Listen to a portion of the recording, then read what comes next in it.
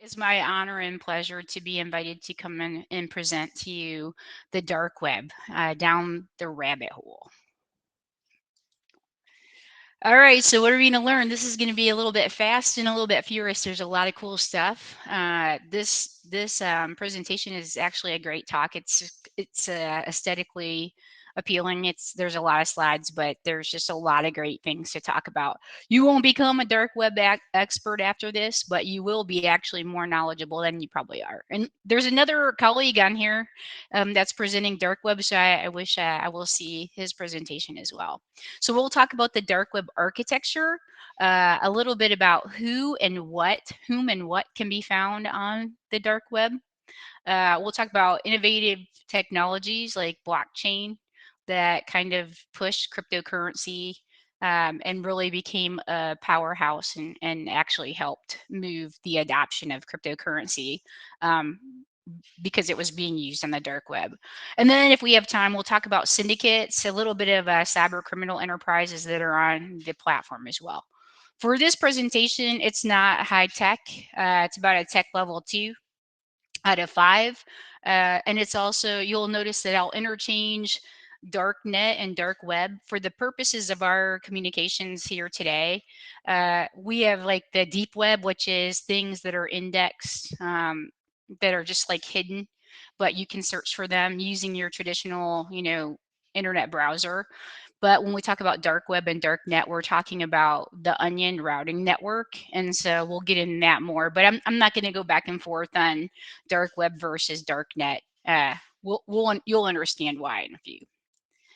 All right, so life is like an onion. In the beginning, there was the onion routing project. This is the way to get into the dark web. So most of you guys, if you're cybersecurity warriors or you work in cybersecurity, you know that you'll be looking as a cybersecurity analyst.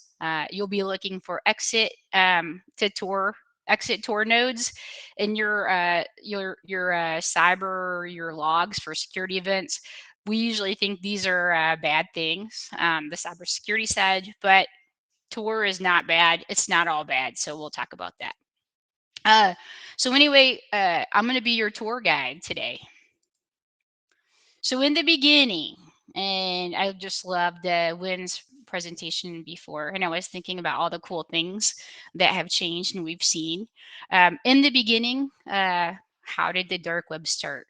Well, actually, Tor was a U.S. Navy lab project, and the main goal was to develop an internal channel for the intelligence community to talk to each other in a secure way. So, number one, the onion routing network, which actually it was a project. It was all about privacy and anonymity, and we're going to get into that in a second. The project was established in the mid 90s and was part of the U.S. Naval Research Lab. The three people that were like super involved in this were Paul Saverson, David Goldschlag, and the notoriously secretive Michael Reed, if Michael Reed exists. And then along about 2002 came Roger Dingledine and Nick Mathewson, and those guys were responsible for actually creating an open source project called the Tor Open Source Project. In 2004, Tor was actually released as an open source community, and it was the beginning of the average person being able to get onto the dark web. So some of the sponsors, this is a nonprofit organization. Some of the sponsors are the Electronic Foundation Frontier. They promote freedom of speech. BBG and Zcash are big supporters. The history of Tor is really amazing. So it stands for the onion routing, and it's now the Tor project, as I just mentioned.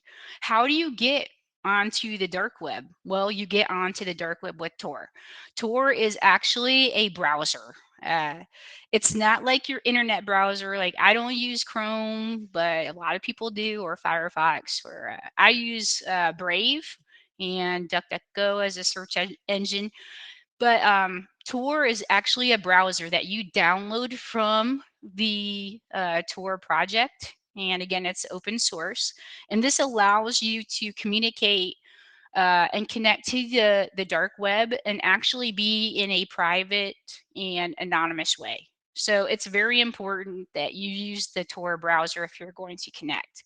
Um, Sometimes there's plugins for some of the browsers like Brave. We've seen Chrome, Firefox. There's like these plugins you can get for your browser, but there's occasionally information leaks that have like bugs that have been on those browsers that actually revealed DNS information and IP and other things. So the point of Tor is to be anonymous and private. And so it's super important that if you would go on the dark web, that you would use the Tor browser that you will download from the Tor project. Candle is another browser that you can use. I've never used it. So we're going to talk about in a minute. You need to know where you're going when you go on the dark web, even with the Tor browser. You don't search for things on the dark web like you do on your Chrome browser. So we'll talk about that in a second. If you want to find out where to go, there's an OSINT company called Hunchley. They actually do forensic investigations, really good for investigators and forensics. But they have an OSINT daily report that will tell you all of the Tor sites, the onion sites that are up and running, and ones that have been shut down. So if you guys want to talk more about that, I'll give you the hookup. All right. So in the beginning, as the dark web evolved, so Tor started out again to be a way for the intelligence community to talk securely, privately, anonymously, internally, right? And it evolved to an open source project. So this brings us to the dark web. What was going on in the dark web? There's lots of stuff going on in the dark web. And if you Google the dark web, you'll see there's a ton of hits on the dark web, but that's not going to help you connect to the dark web.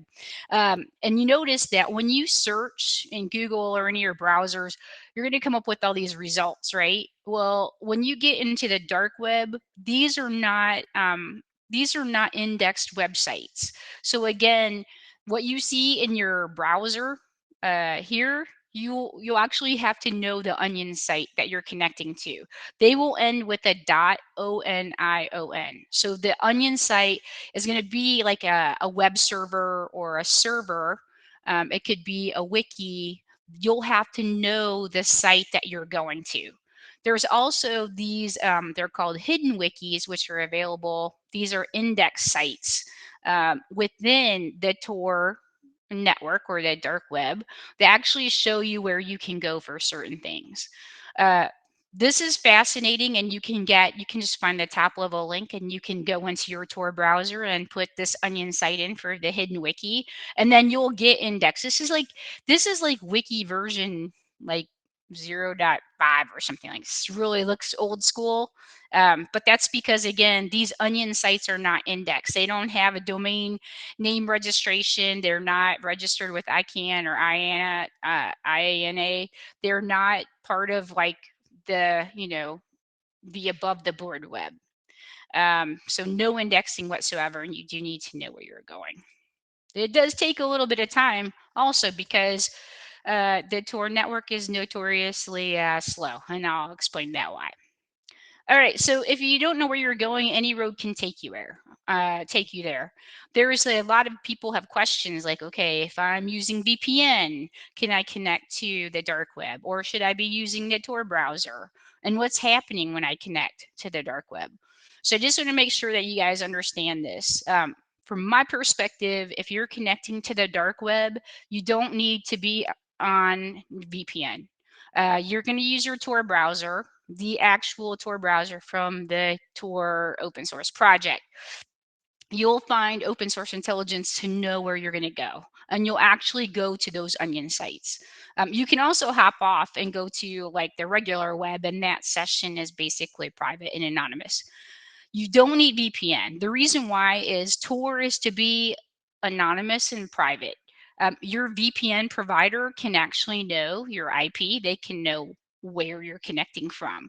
Now, VPN is encrypted and it does provide you some privacy, but it does not provide you anonymity. Now, you'll hear other security people will say one versus the other. I'm just going to tell you from my perspective, you don't need to, and probably would better not be served to be connected via VPN. Um, VPN providers do have surveillance capabilities. They can surveil, they can see traffic analysis, even though your encryption, your in transit encryption, your in transit in transit communications are encrypted. If I can speak today, they can still glean quite a lot of information about you. And what Tor does is when you connect, it actually is kind of like in the old bad guy, good guy movies where the cops are chasing people through like the streets of San Francisco and they're jumping like huge, they're on Lombard Street, right? And they're doing crazy stuff. The idea is on Tor, you're actually evading network surveillance. All right, so let's get into it. Let's get serious on this. What is this Tor, right? So how does it work? Mainly the thing about Tor is it's zero trust. This is the original zero trust network, right? It's only TCP. It is notoriously slow. Encryption takes place at every node. So I'm just going to kind of show you. Here's the user, and they're sitting here and they're running their Tor browser that they downloaded from the Tor project, and they're keeping it up to date.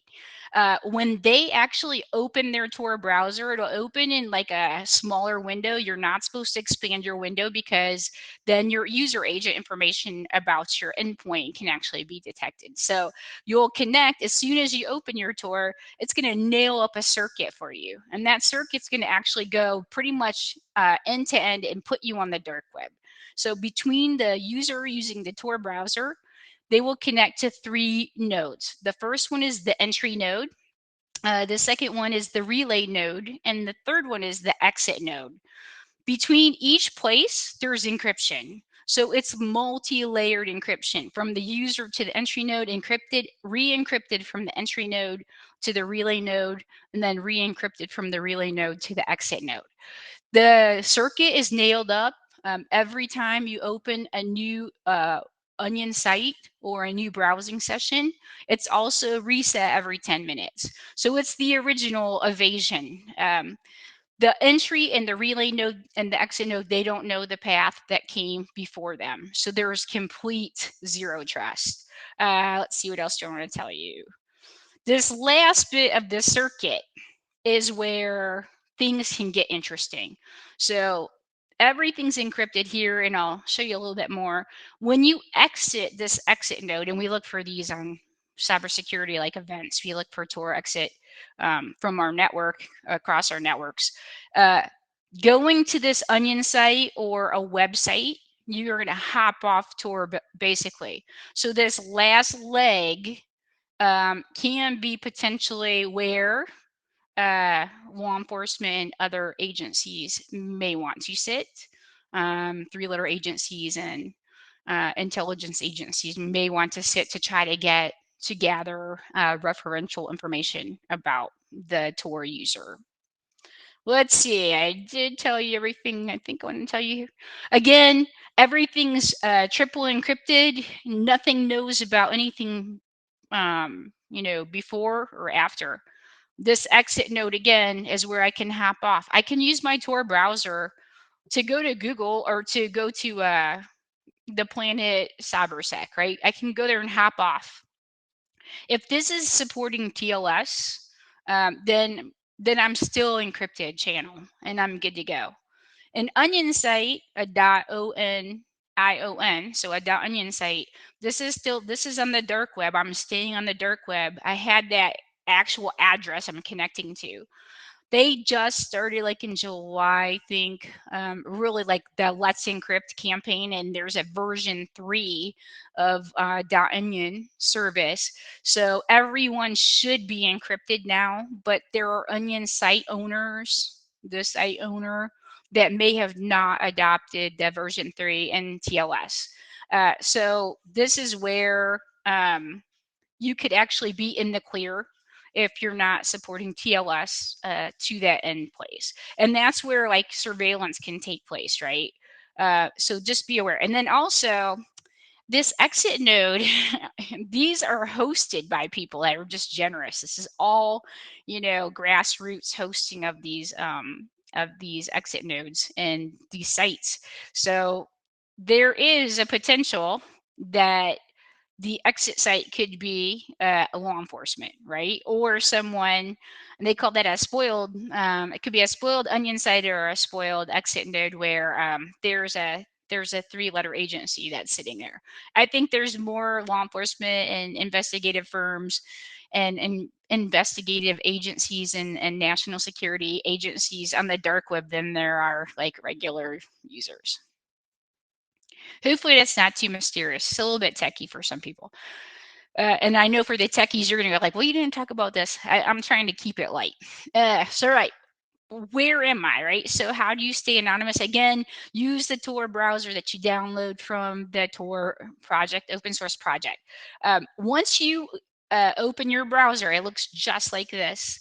And you copy and paste your Onion site link from like your Hunchley open source intelligence report or the hidden wiki.onion, then you're actually going to see that there's going to be a circuit nailed up as soon as you open your browser. And then you're going to see that you can go to that site, that Onion site. You can also search and hop off the dark web, and you're still anonymous and private using your Tor browser.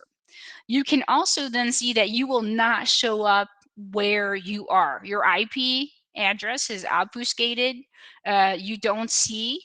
You'll look like you're somewhere else. Like I might be looking like I'm in Germany. So this is a very good way that you can look, and you can check that like IP chicken or DNS leak. You can see if you're leaking any information.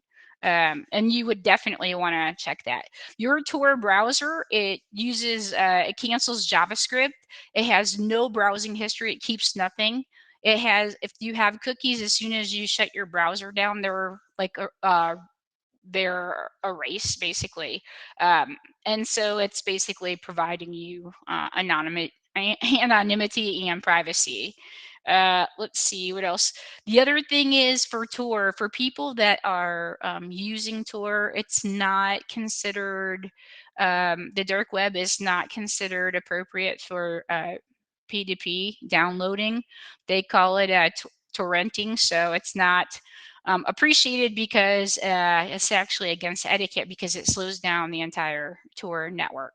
And then you will know sometimes that your exit, where you're trying to exit off, sometimes like Cloudflare and others, they will actually try to block exit nodes, and this happens quite a lot.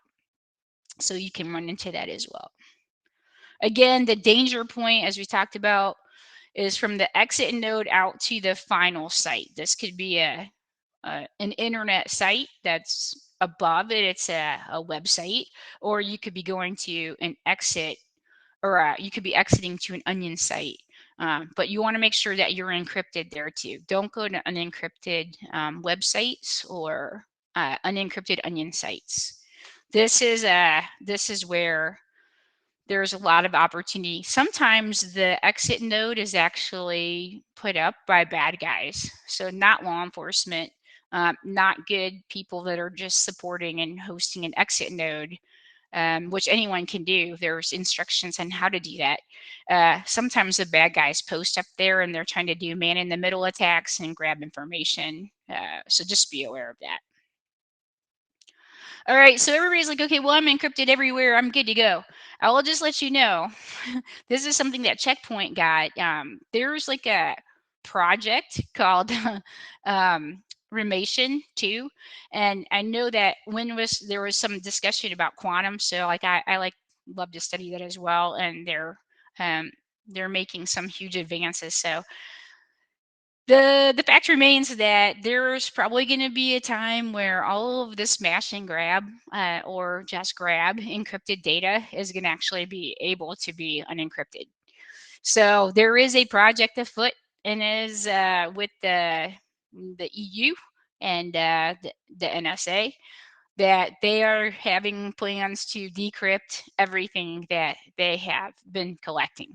So just because things are unencrypted now doesn't mean that they will be in the future. And people that are using the dark web for evil purposes and doing things even though they're encrypted soon, they may be let's say the ability to actually do referential or tie back to them things that they have done, or things that they had encrypted that they had done, maybe very quickly revealed.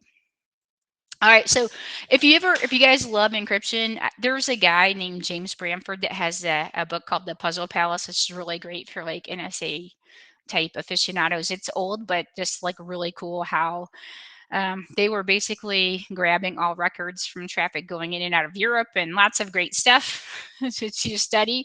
But quantum's coming, and this is the GCHQ.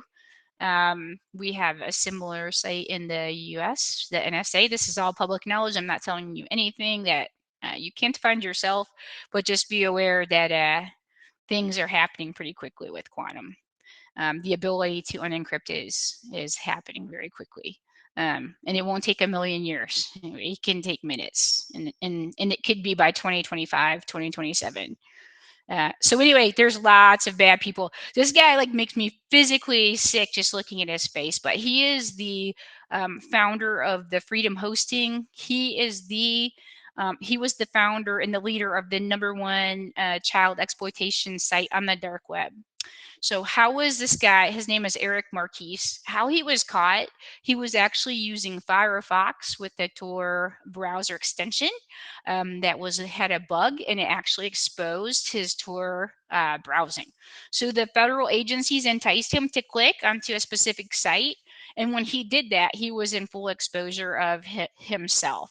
And then he also used the same dark web pseudonym, like the same set of credentials for his child exploitation site, and he used it in another site. So he had the same type of credentials. They saw him log in with those credentials through that browser leak, and then he was actually exposed himself, and he tied himself to his credentials, and he was thusly apprehended, and he's in prison. Thank God.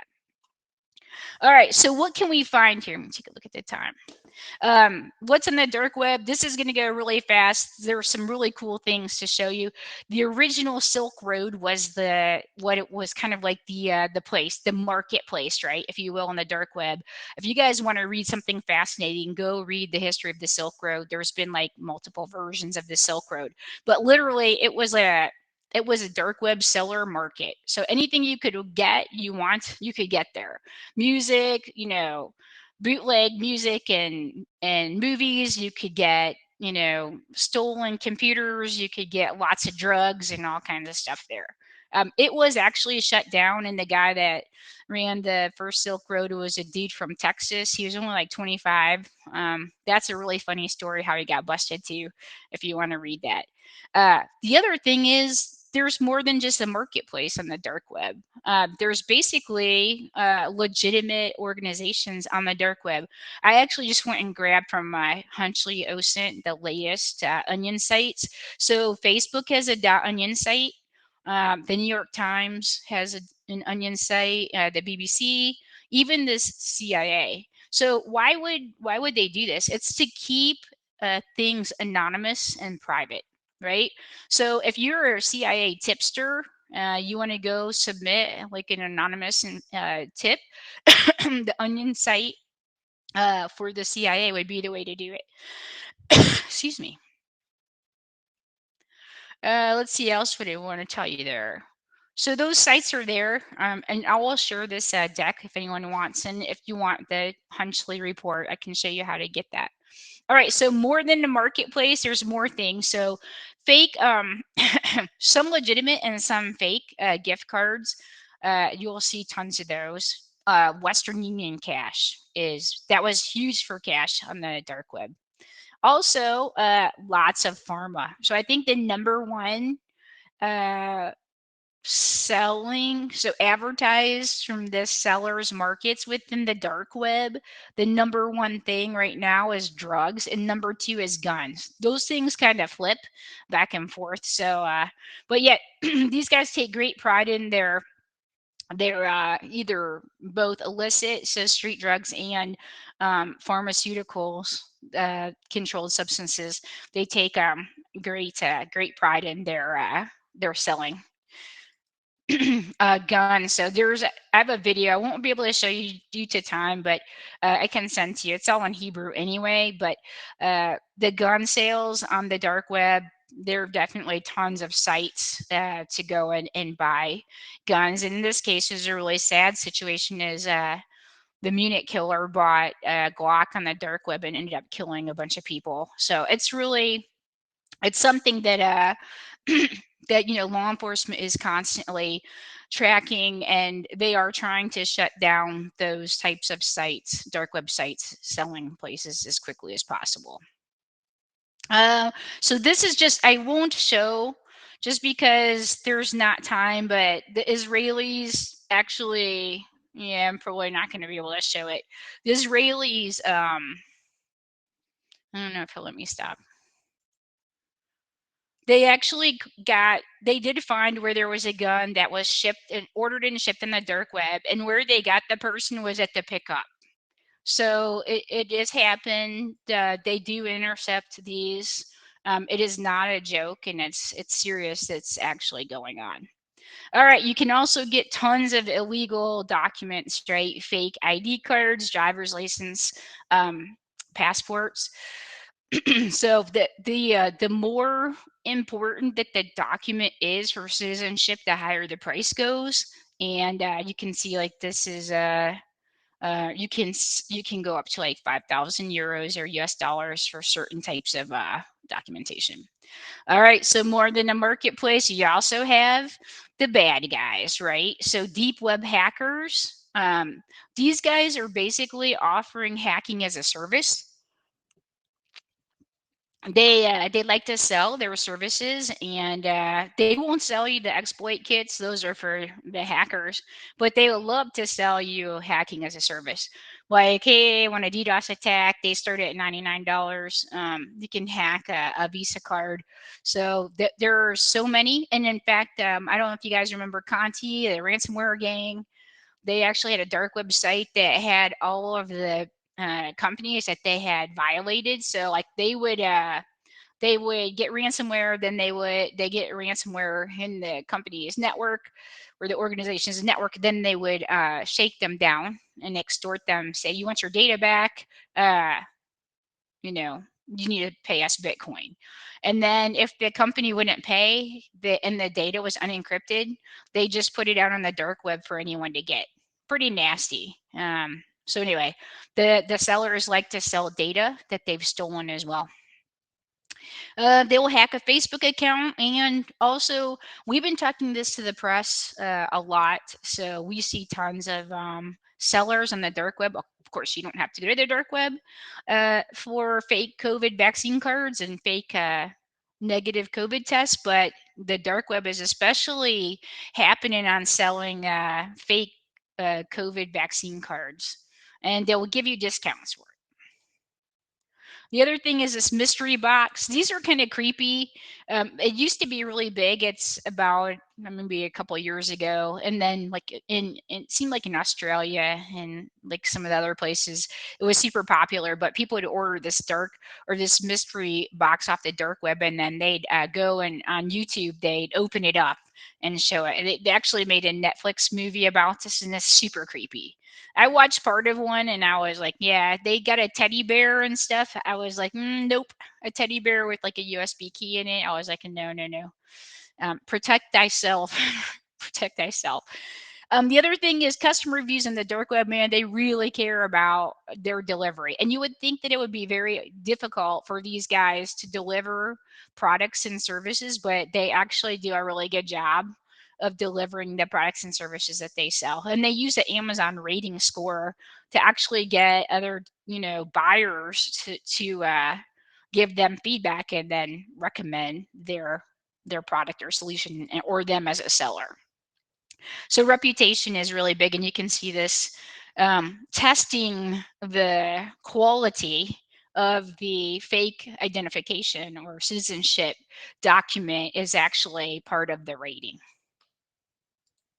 All right, so people behind keyboards. Everybody thinks dark web is so evil, right? It's only bad people. There is plenty of bad people out there, but there's also a lot of good people. So citizens without borders, reporters without borders, citizen journalists in other countries that are behind like walled gardens that they can't communicate, they're censored.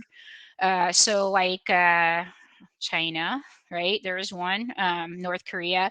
There are reporters that are embedded. They'll use Tor, and then sometimes they even have to use a thing called a Tor bridge to bypass some of the hard walls. Law enforcement agencies use Tor for sting operations and anonymous crime tips. Whistleblowers, so Human Rights Watch, Amnesty International, they use their activists, their whistleblowers, they use it. Business executives use Tor. You can actually do some reconnaissance of your competitors without showing what you're doing.